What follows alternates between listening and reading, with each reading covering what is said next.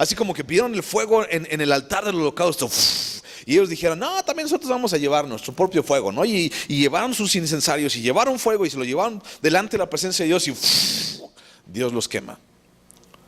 Tal vez pensaron que todo el fuego era el mismo. Y sabes, de lejos y de cerquita, todo el fuego parece igual. Y todo el fuego quema igual, ¿o no? O sea, el fuego de tu estufa, ¿no? Me pone en la mano y te va a quemar. El fuego de una carnita asada, ¿no? Ponle en la mano y te va a quemar, ¿no? Parece igual, pero no es igual. Aún el fuego de Dios no es igual. Pero ¿quién pudiera pensar que todo el fuego es igual? Es algo así como decir, pues todas las religiones nos llevan a Dios. Pues todas las creencias nos llevan a Dios, ¿no? Mira, mientras menciones a Dios en tu vida, pues con eso ya la hiciste, ¿no? Pero no es así. Pregunta, ¿tú crees que todas las religiones te llevan a Dios? Es más, ninguna religión te lleva a Dios. Porque la religión no nos lleva a la presencia de Cristo.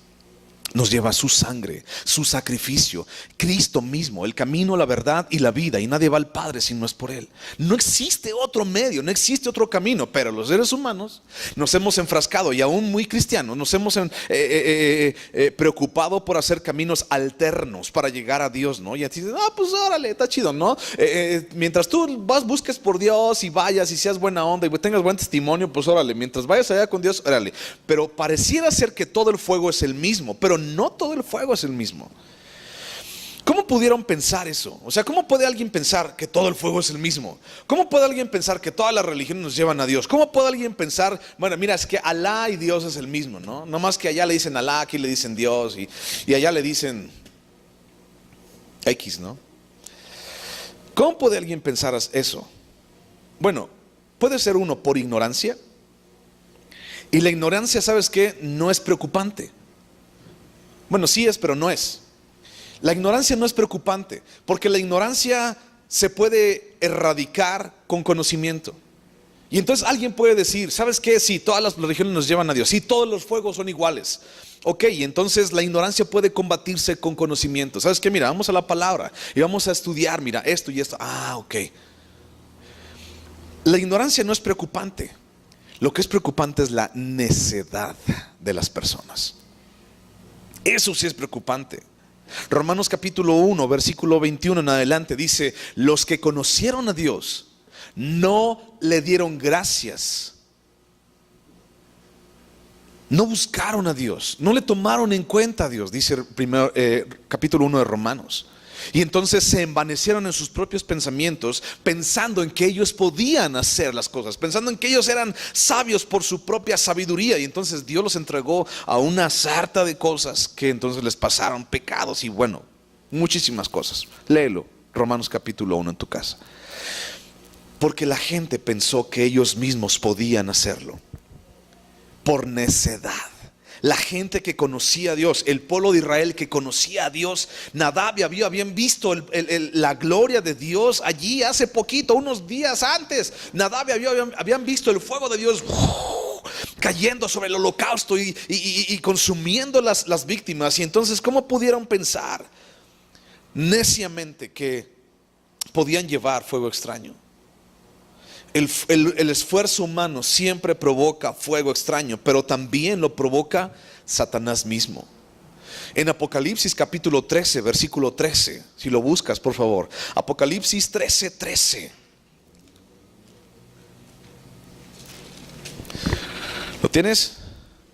Apocalipsis 13, 13 dice, también hablando de la bestia, dice, también hace grandes señales, de tal manera que aún hace descender, ¿qué? Dice ahí, fuego del cielo a la tierra delante de los hombres, y engaña a los moradores de la tierra con las señales que se le ha permitido hacer en presencia de la bestia, mandando a los moradores de la tierra que le hagan imagen a la bestia que tiene la herida de espada y vivió. Satanás mismo, la bestia misma, el anticristo mismo puede hacer descender fuego del cielo. Pero aun que caiga fuego del cielo, no es lo mismo el fuego de Dios que el fuego que manda Satanás. ¿No dice ahí? Mandó caer fuego del cielo. Imagínate, cualquiera de nosotros pudiera decir, fuego del cielo. Wow, es de Dios. Mateo capítulo 24 dice Jesús: ten cuidado, porque muchos vendrán en mi nombre y muchos se dirán Cristo, y dirán, he allí el Cristo, está allá el Cristo, ¿no? Pero no lo creas, porque todavía la hora no llega. Escuchará rumores de guerras y de pestes y guerras y terremotos y todo lo demás, pero aún la hora todavía no llega. Aún puede caer fuego del cielo. Imagínate qué difícil. Para cualquiera de nosotros sería absolutamente difícil. Imagínate si Nadab y Abiú hubieran visto ese fuego del cielo descender de parte de Satanás. Hubieran dicho, mira, qué padre. Y hubieran hecho otro becerro de oro, porque cayó fuego del cielo.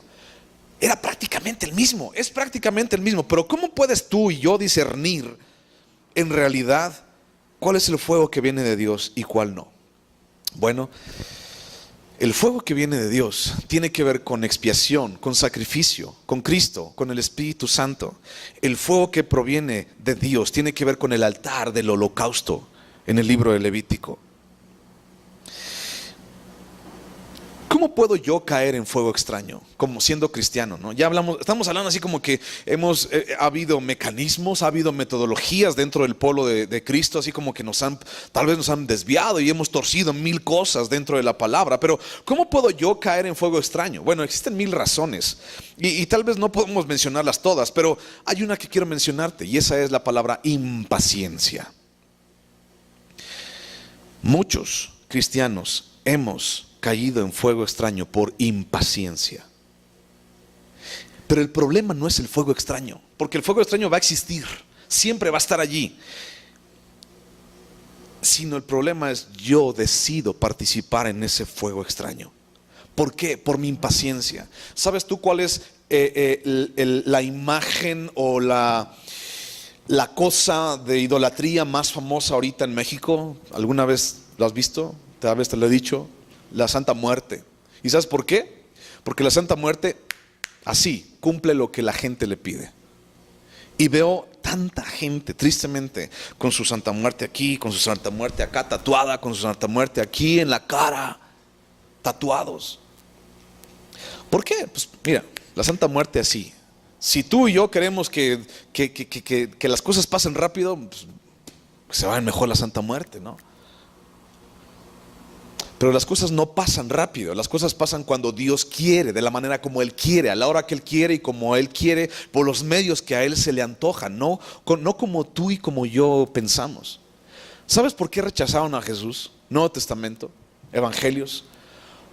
Porque Jesús no cumplía las expectativas de la gente. Unos decían, es el profeta, otros decían, es el Mesías, otros decían, no, es el hijo del carpintero. No, Jesús no cumplía las expectativas de la gente. ¿Y sabes algo? Jesús, ni Dios, ni el Espíritu Santo están para cumplir tus expectativas, ni las mías.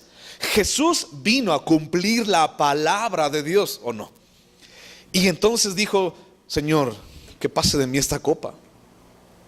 Jesús no vino a cumplir expectativas, vino a cumplir la palabra de Dios. Así como tú y yo también, lo que estamos platicando, como Nadab y Abiú tenían que cumplir la palabra de Dios. Y entonces si hubieran cumplido la palabra de Dios, no hubieran caído muertos. Pero no, se empecinaron en buscar métodos alternos, métodos con un propósito divino, pero por un propósito diferente que a mí me haga sentir bien, que a mí me deleite, con mis propias ideas, ¿no? El problema no son los fuegos o el fuego extraño, sino por qué decido participar en ese fuego extraño. Dios siempre contesta, mi hermano. Contesta sí, contesta no, o contesta espérate. Mucha gente ha seguido orando a Dios por 20 años y tal vez yo te diría, ¿no será que ya Dios te contestó hace 20 años? Pero tú no quieres aceptar lo que Dios te contestó. ¿Recuerdas que la voluntad de Dios es santa, agradable y perfecta? Romanos capítulo 12, versículo 2. ¿Te acuerdas? La voluntad de Dios es perfecta. Y si Él dice eso en ese momento, es porque ese momento de esa manera tiene que ser. Dios no cumple expectativas. Jesús vino a cumplir la palabra de Dios, y tú y yo también. Muchas iglesias el día de hoy están envueltas en cumplir expectativas de los feligreses. Muchos pastores el día de hoy están envueltos en cumplir expectativas de fulano, sutano, mengano y perengano. Es que pastor, háblenos es que pastor esto, es que pastor aquello. Y entonces tratan de cumplir expectativas para él, para ella y para los demás. Y con el afán de tener mucho más grande y de ampliar y de echar las estacas hasta la carretera, entonces hablo tonterías y hablo lo que se me pega la gana, y hablo a veces hasta palabra que no es de Dios, aunque tenga la Biblia ahí abierta. No podemos buscar métodos alternos, caminos alternos. Existe solamente uno: Cristo, el camino, la verdad y la vida. No existe otro nombre dado a los hombres en quien podamos ser salvos, si no es en Jesucristo hombre. La palabra, mi hermano, es instrucción de Dios. La palabra es nuestro camino, es la manera. Y a veces, tal vez, ¿por qué caemos en ese fuego extraño? Porque la palabra, la instrucción de Dios y el camino de Dios tal vez no es a nuestra manera. O tal vez como cristianos nos parece aburrida, ¿no? Nos parece monótona, nos parece tardada, anticuada, insuficiente, nos parece mocha, nos parece no apropiada, o parece que no me entiende, o parece que no, ¿cómo voy a encontrar la solución en la palabra? Y de repente el pastor te dice, ¿qué estás leyendo? ¿No? Llegas tú con un problema, y entonces el pastor o su esposa te dicen, ¿qué estás leyendo? ¿Cuál es el libro que estás leyendo? ¿Qué es lo que Dios te ha dicho? Yo siempre a la iglesia en Silao le digo, ok, ya me contaste tu bronca, ¿no? Pero, ¿y qué estás leyendo? Nada. Ok, pues tienes que empezar a buscar. O me cuentan, una vez platiqué con una mujer que estaba bien enferma y estaba chille, y no sé para qué me invitó. No va a la iglesia, pero no sé para qué me invitó. Tal vez para que yo sacara chamucos, no sé para qué me invitó, pero al final de toda la plática, 2 horas allí platicando de sus broncas, y su esposo y sus hijos también, les dije, ok, vamos a orar, ¿no? Así como, oh, ya, aquí viene ya el ungido, ¿no? Ahí viene a orar el ungido. Ok, vamos a orar, pero mujer, ¿qué te ha dicho Dios acerca de este problema? ¿Sabes cómo se quedó? Esa mujer de 30 años de ser cristiana, de cuna cristiana, ¿sabes cómo se quedó? ¿Cómo que qué me ha dicho Dios? Sí, ¿qué te ha dicho Dios? O sea, igual tú tienes comunicación con Dios, ¿no? Igual que yo, igual que todos los que estamos aquí. ¿Qué te ha dicho Dios de este problema? ¿Qué te ha dicho Dios de esta enfermedad? No me supo decir. Mi frase preferida en Silao es, ok, vamos a orar, pero ¿qué te ha dicho Dios? ¿Tienes un problema? ¿Qué es lo que Dios te dice? No, pues no sé. Ok, entonces búscalo. Empieza a leer. Pero de repente pensamos que la palabra de Dios es mocha, es insuficiente en nuestras vidas. Mira, mi hermano, ¿sabes qué? Nunca, esta es una realidad. Nunca en tu Biblia vas a encontrar el billete de $1,000,000. O sea, te dice el pastor, abre tu Biblia. No, o sea, no busques. Parece cuando vamos a leer nuestra Biblia, así como que buscamos dónde está el billete de $1,000,000, ¿no? O el cachito de la lotería que ganó el premio gordo, y con ese, tan solo con ese, nos arreglamos toda la vida, ¿no? Ya si tan solo me sacara eso, ¿no? Ya me vi. Y pensamos que si tan solo estuviera eso en la Biblia, y entonces dice el pastor, abre tu Biblia, lean su Biblia. Hermanos, vamos a tener navegantes, y los que están en navegantes y han estado, bueno, es acercarte a Dios. Navegantes no te habla de teología, no te habla de qué color tiene los ojos la bestia del libro de Apocalipsis. Navegantes te dice, acércate a Dios, busca a Dios, lee la palabra de Dios y compártenos también lo que Dios te ha dicho, ¿o no? ¿No es así? Y entonces Navegantes te acerca a Dios, pero muchas personas pueden decir, ay, Navegantes, otra vez. Llevo el nivel 1. Vamos al nivel 2. ¿Cuántos hay? Son 3. Ok, está bien pues. Aprenderme 5 versículos en Navegantes 1. 5 versículos de memoria, seguridad de salvación, seguridad de perdón, seguridad de respuesta a mis oraciones, seguridad de guía y ya, los navegantes y las navegantas saben de lo que estoy hablando, ¿no? Y entonces aprenderte, Primera de Corintios, y vamos a ver, sí, pero pues qué aburrido. Y entonces mucha gente el día de hoy, por necedad, no por ignorancia, sino por necedad y por impaciencia, porque nos parece aburrida la palabra de Dios, porque nos parece mocha. O sea, pastor, ya te conté mi problema, no tengo para pagar el cable. O sea, ¿y tú me dices que lea la Biblia?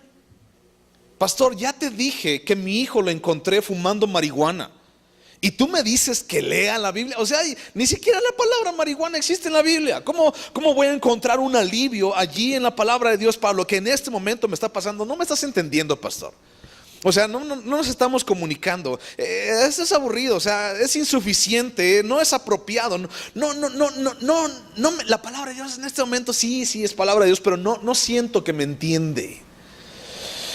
No veo la solución. Nunca vas a encontrar el billete de lotería ni el billete de $1,000,000. Nunca lo vas a encontrar. Si lo estás buscando, no lo vas a encontrar. Ya lo busqué y no lo encontré. No lo vas a encontrar.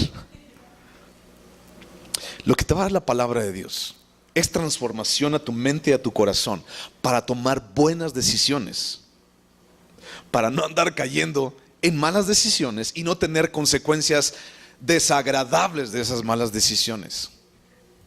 La palabra de Dios nos transforma. La palabra de Dios nos guía a tomar buenas decisiones en nuestra vida. ¿Sabes? Es bien fácil hacer lo que Dios dice, pero es bien fácil también caer uno y otro día en nuestra propia necedad para decir, es que es como yo quiero, de la manera como a mí se me antoja, ¿no? Romanos capítulo 10, versículo 17 dice de la palabra, dice, la fe es por el oír, y el oír por la palabra del pastor. La fe es por el oír, y el oír por la palabra del profeta que viene de África. ¿Sí es cierto o no? La fe es por el oír, y el oír por la palabra de Dios. Él es el que aumenta nuestra fe. ¿Alguna vez te has sentido así como ya no tengo fe? No tengo ganas de levantarme ya. ¿Alguna vez te has sentido así? Yo casi todos los días, ¿no? Todos los días nos levantamos así como que y de repente, ¿sabes? Nuestra fe de repente se ve por los suelos, ¿no? Si quieres aumentar tu fe, ve la palabra de Dios. No vayas a la palabra del pastor fulano de tal. Ve a la palabra de Dios. Si Dios está usando a ese hombre, bueno, tienes que comprobarlo a través de la palabra de Dios. En 1 Corintios capítulo 1, versículo 18 dice que la palabra de Dios es locura para los que se pierden, pero es poder, sabiduría de Dios para todos aquellos, tú y yo incluidos, los que para ti y para mí el sacrificio de Cristo es poder de Dios. El evangelio es poder de Dios en nuestras vidas. Pero sabes, el evangelio el día de hoy pareciera ser que lo dejamos así a un ladito, ¿no? Mejor vámonos por las emociones. Mejor vámonos porque aquí se siente chido, ¿no? Mejor vámonos porque en esta iglesia sí cantan padre las canciones que a mí me mueven, ¿no? Y entonces esa iglesia es la más padre de toda la ciudad, porque esa iglesia se siente la alabanza, ¿no?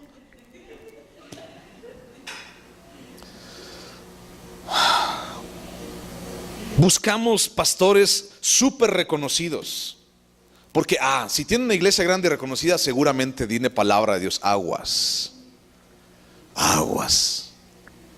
Pastor, ya le dije que mi problema es que no puedo pagar el cable. ¿Cómo voy a encontrar en la Biblia la respuesta a cómo voy a pagar el cable? Bueno, ¿para qué es pagar el cable? O sea, no te vas a morir. Es que si no pago el cable no puedo ver enlace, ¿no? Y enfocamos nuestra teología en cancioncitas, en alabanzas de fulanos y sutanos de tal. No digo que están mal, solo digo que nuestra teología la fundamos en eso, ¿no? Y entonces estás pasando por problemas, ¿no? ¿Y qué te dijo Dios en tu problema? Ok, Dios me dijo que esperar en ti, difícil sé que es. Mi mente dice no es posible. ¿Y esa es tu teología? ¿Esa es tu teología? ¿Eso es lo que Dios te dijo?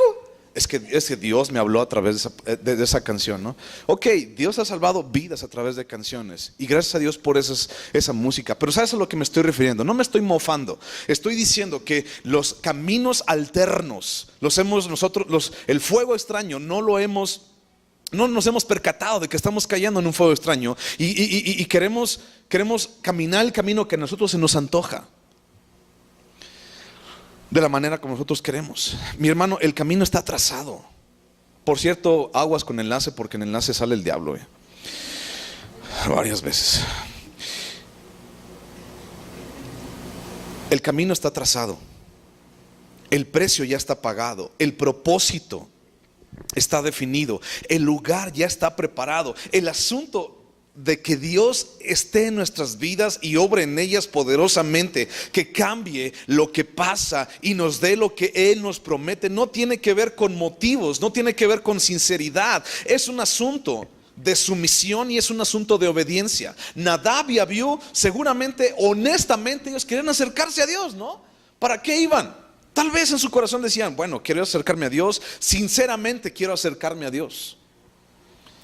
Los testigos de Jehová están sinceramente equivocados, tratando de acercarse a Dios. Luz del mundo está sinceramente, honestamente equivocados, tratando de acercarse a Dios. Caminos alternos. Nadab y Abiú tal vez eran bien sinceros en su corazón. No, es que queremos llevar incienso para llevar delante de Dios, no porque queremos acercarnos a Dios. Para eso servía el incienso, para acercarse a Dios, para orar delante de Dios. Pero llevaron un fuego que Dios nunca les mandó. Eso tiene que ver con sumisión y obediencia. Mi hermano, la palabra es excelente, es viva, eficaz y más cortante que toda espada de dos filos, y penetra como una espada hasta partir el alma y el espíritu hasta adentro.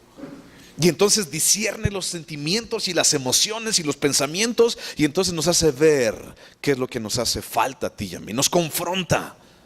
Cuando tú vayas a abrir tu Biblia, pídele a Dios, Señor, confróntame, cachetéame con tu palabra, Señor, porque lo necesito. Créeme que ya bastante Dios nos ha sobado el lomito así, no me preocupes, no me va a pasar nada, ¿no? Igual, así como que esfuérzate y sé valiente, la tapa del sándwich, y te saldrá todo bien, la tapa de abajo, ¿no? Pero nunca hacemos lo de medita en ella, busca en la palabra, persevera en la palabra y no te apartes de ella ni a diestra ni a siniestra. ¿Y qué tan fácil es apartarse de la palabra? Bien fácil. Tiene que ver con sumisión y obediencia. Tiene que ver con hacer las cosas como Dios lo dijo, de la manera como Dios lo dictaminó. Obedecer la palabra. Mi hermano, vas a encontrar lo mejor en la palabra, porque la palabra de Dios es expresamente inmejorable y no podemos mejorar lo inmejorable. Si alguno de ustedes sabe cómo mejorar lo inmejorable,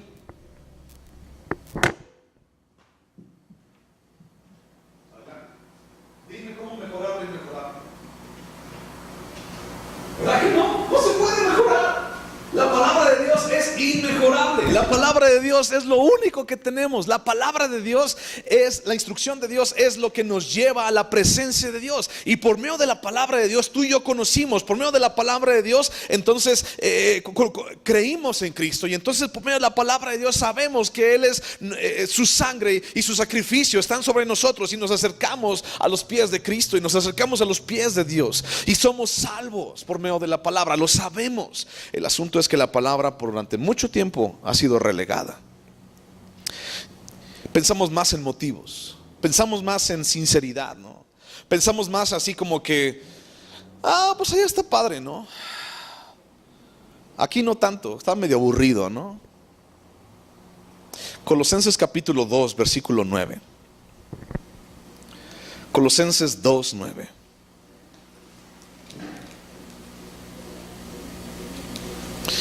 ¿Lo tienes? Colosenses 2:9. Dice, porque en Él, ¿de quién está hablando? De Jesucristo. En Él habita corporalmente toda la plenitud de la deidad. Y vosotros estáis completos en Él, que es la cabeza de todo principado y potestad.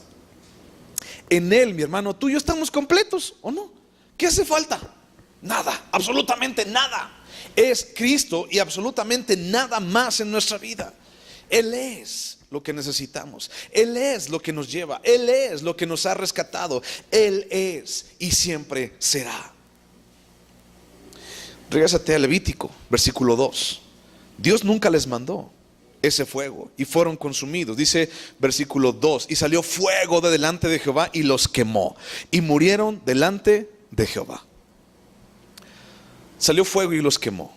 Proverbios capítulo 14 versículo 12 dice: hay caminos que al hombre le parecen perfectos, derechitos, rectos, pero su fin es camino de muerte. Aún dentro de la iglesia cristiana hay muchísimos que podemos decir: yo estoy bien, yo que voy a andar necesitando, ¿no? Yo que voy a andar necesitando un discipuladito, como Navegantes 1, ¿no? Y hay uno antes, más sencillo que Navegantes, pero nos acerca a Dios. Y podemos decir: ¿por qué no? Pues pareciera ser que hay caminos que son derechos, que son rectos, pero su fin es camino de muerte. El fuego, mi hermano, es una figura de búsqueda, de juicio, pero también de purificación. En 1 Corintios capítulo 3 versículo 13, Pablo nos está hablando acerca de que nuestra obra será probada. En algún momento la obra de cada uno será probada. Si alguien construyó o sobreedificó en madera, heno, hojarasca, papel, oro, piedras preciosas o plata, la obra de cada uno será purificada, será probada a través del fuego. Y entonces, si alguien sobreedificó poniendo otro fundamento que no es Jesucristo, 1 Corintios 3, si alguien sobreedificó poniendo otro fundamento que no es Jesucristo, su obra como madera será consumida al final. Y esto nos habla acerca de ti y a mí como cristianos. No está hablando del infierno, está hablando de ti y de mí como cristianos. Pedro, en 1 de Pedro, nos habla acerca de que nuestra fe es probada como el oro. Y si el oro es algo perecedero y se prueba con fuego, nuestra fe también tiene que ser probada. Pero nuestra fe tiene que pasar la prueba. ¿Cómo sabes si un chaleco o si una ropa es contra fuego, es inflamable? O sea, que no se queme, pues. ¿Cómo lo sabes? ¿Por medio de la etiqueta? Tal vez, ¿no? ¿Cómo puedes saber si algo no se quema? Por ejemplo, los bomberos, ¿cómo crees que lo prueban? Pues con fuego. O sea, tienes que aplicarle fuego, a ver si se quema, ¿no? O poquito más. Poquito más. No se quema. Sí, es contra el fuego, ¿no? No se quema. Ah, sí, es cierto. ¿Cómo está tu fe? ¿Cómo juzgarías tú tu fe? ¿De veras sería una fe contra el fuego? No lo sé. Tú te contestas a ti mismo. ¿Sería una fe contra fuego? Si sería una fe a prueba de todo, a prueba de fuego, entonces créeme que algún día vendrá el fuego. Y entonces vendrá sobre tu vida. Y entonces se verá si tú has edificado sobre heno o hojarasca, si tú has agarrado materiales como estos para edificar tu vida. Todo tiene que ver con sumisión y con obediencia, mi hermano. Tiene que ver con: Señor, ¿qué es lo que tú quieres? Y de la manera como tú quieres hacerla, así lo voy a hacer, Señor. Y entonces tu vida es edificada sobre Jesucristo, sobre el fundamento y sobre edificando a Jesucristo cada día en nuestras vidas. Nuestros principios son probados, nuestra fe es probada, nuestros cimientos son probados. Pero ¿cuál ha sido el resultado después del fuego que hay que ha venido a nuestras vidas? ¿Qué es lo que tenemos en nuestras manos? Nadab y Abiú tal vez eran honestamente buscadores de Dios, ¿no? Querían ir a la presencia de Dios y con incienso y fuego extraño, y tal vez ellos sinceramente querían acercarse a Dios. Y entonces, ¿qué fue lo que les pasó? Versículo 2: cayó fuego delante de ellos y los consumió. No los quemó, solamente los mató. Cayó fuego a su vida y los mató, los quemó. El día de hoy, ¿cómo está tu vida? Entre tus manos. ¿Qué tienes entre tus manos? ¿Tienes una fe que brilla más que el oro por causa del fuego? ¿O tienes cenizas el día de hoy? ¿Qué es lo que ha pasado contigo? ¿Qué es lo que ha pasado en tu vida? ¿Tienes una fe que es refulgente como el oro purificado? ¿O tienes solamente cenizas después de días y noches y semanas de pruebas y pruebas y no pudiste pasar la prueba o el fuego?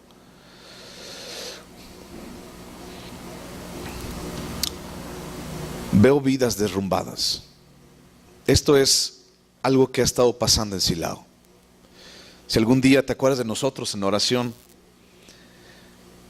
ponnos en oración.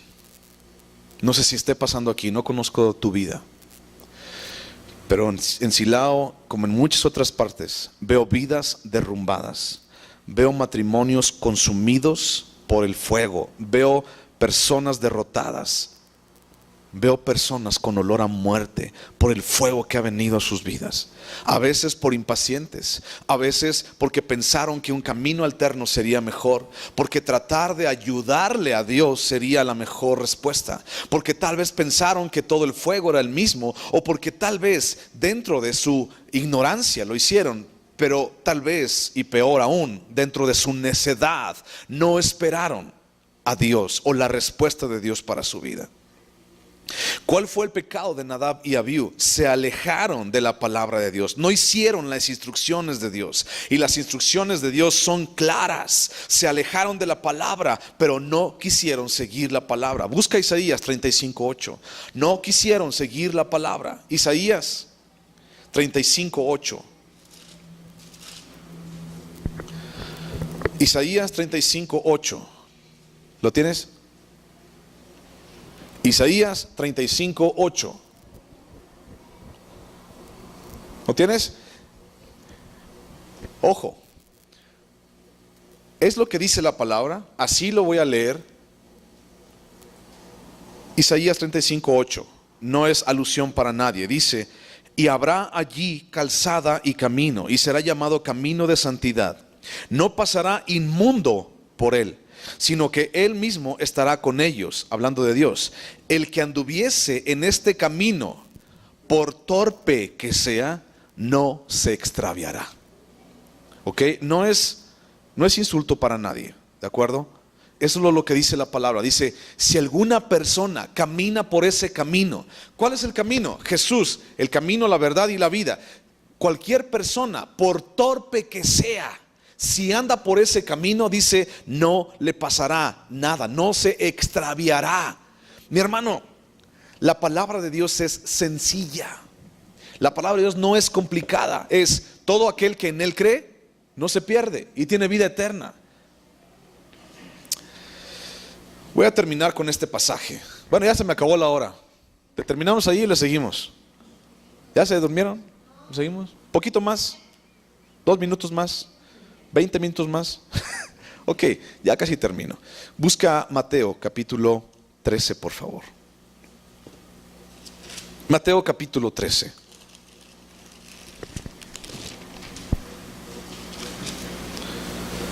Te voy a leer el versículo 53 al versículo 58. Mateo 13, 53 al 58. ¿Lo tienes? Mateo 13, 53 al 58. Dice así: aconteció que cuando terminó Jesús estas parábolas, se fue de allí. Y venido a su tierra, les enseñaba en la sinagoga de ellos, de tal manera que se maravillaban y decían: ¿de dónde tiene esta sabiduría y estos milagros? ¿No es este el hijo del carpintero? ¿No se llama su madre María y sus hermanos Jacobo, José, Simón y Judas? ¿No están todas sus hermanas con nosotros? ¿De dónde pues tiene todas estas cosas? Y se escandalizaban de él. Pero Jesús les dijo: no hay profeta sin honra, sino en su propia tierra y en su casa. Y no hizo allí muchos milagros a causa de la incredulidad de ellos. Jesús fue rechazado de 1000 maneras. Y una de las más interesantes para mí fue el rechazo de su propia gente. Estaba en la aldea de Nazaret y se metió a la sinagoga. Y si tú vas al libro de Lucas capítulo 4 versículo 16 al 30, Jesús se mete en la sinagoga de Nazaret y abre el rollo del libro de Isaías. Es el pasaje paralelo en Lucas. Y entonces comienza a decir: el Espíritu del Señor ha venido sobre mí y me ha ungido para dar las buenas nuevas, para libertar a los quebrantados de corazón, para sanar a los enfermos. Y habla acerca de eso. Y entonces dice: esta palabra se ha cumplido el día de hoy en frente de ustedes. Cierra el rollo y lo entrega al ministro y se sienta. Y toda la gente se comienza a verle y dijeron: ¿este quién es, no? ¿Quién es este que nos habla con tanta sabiduría? Y cómo muchos de ellos pensando: ¿cómo es que él habla de sí mismo como el Mesías? Y entonces empezaron a decir: ¿no es el hijo de José? Y otros decían: sí, ¿no? Sí, sí es. ¿No es el hijo de María? ¿No están sus hermanas con nosotros? ¿No están sus familiares aquí? Sus hermanos, ¿no son Jacobo y Simón y José y Judas? ¿No son ellos sus hermanos? Sí. O sea, ¿de dónde sacó, de dónde fue a la escuela no? ¿De dónde sacó tanta sabiduría, tantas letras? ¿De dónde las sacó? Se maravillaban diciendo: ¿cómo es que este hombre tiene tanta sabiduría? Pero recuerda algo: las enseñanzas de Jesús siempre iban acompañadas de autoridad, no como la que los fariseos o los escribas tenían. Su doctrina y su autoridad hizo que la gente que lo conocía, los familiares, se maravillaban de esto. Y la mentalidad de los de su tierra, al ver lo distinto de ellos, fue lo que les hizo preguntar: ¿quién le dio todo eso? La sabiduría, los milagros, la profecía le acreditaban a Jesús como el Mesías, pero el corazón de sus conocidos no lo acreditaban. Decían: no, ¿este quién es? Los aldeanos estaban familiarizados con Jesús como un niño, acostumbrados a ver lo que el niño hacía, cosas de niño o de un muchacho o tal vez de un adulto. Es decir, seguramente creció Jesús como todos los demás niños, ¿no? ¿Cómo? Pues normal, igual que todos. Es impresionante ver el rechazo de Jesús, hacia Jesús, en aquel entonces por su pueblo. ¿Qué nos va a enseñar si es el hijo del carpintero? Menospreciando a Cristo. ¿Qué nos va a enseñar no? ¿Es el hijo del carpintero, el hijo de María? ¿Qué nos va a enseñar? Y entonces dice Lucas que buscaban agarrarlo para despeñarlo, para aventarlo de un despeñadero. Es impresionante cómo también el día de hoy a Jesús se le rechaza por la sencillez de su mensaje, por la sencillez de lo inmejorable. Que aquel, aunque fuera torpe, por más torpe que sea, si está en este camino, no se extraviará. Pero es impresionante ver cómo la gente menosprecia la palabra, cómo la gente menosprecia el mensaje de Cristo, el mensaje de Dios, el mensaje que puede cambiar tu vida, el mensaje que puede hacer que las cosas sean diferentes. Y Dios puede hacer que ocurran milagros en tu vida. Y Dios puede hacer que la enfermedad se vaya. Y Dios puede hacer que aún por encima de esa enfermedad tú tengas la victoria. Aún por encima de cualquier problema que tengas, tú puedas tener la victoria. Pero el asunto es que ¿le crees? Muchos cristianos el día de hoy estamos más por costumbre que por creer dentro de las iglesias. Llenamos cada domingo las sillas y las iglesias por costumbre, porque ya nos acostumbramos a ir, porque queremos ir, y tal vez porque dan pan con café también. Ups. Ahorita tenemos pan por... no, qué bueno. ¿Sabes a lo que me refiero? No podemos creer que la vida de alguien con problemas pueda cambiar a través de poner en práctica lo que unos hombres escribieron de otro hombre llamado Jesús. George Whitefield, en el año 1700, era el ministro de la iglesia en Inglaterra, era el dirigente de la iglesia metodista en Inglaterra, y en una ocasión recibió la visita de personajes de alta alcurnia, de alto rango de la corte inglesa allí a su iglesia. Y iba entre ellos la duquesa de Buckingham. Fue uno de sus invitados. Y esta misma duquesa de Buckingham escribió más adelante, cuando el sermón se había terminado, escribió esta duquesa a una de sus amigas, ¿no?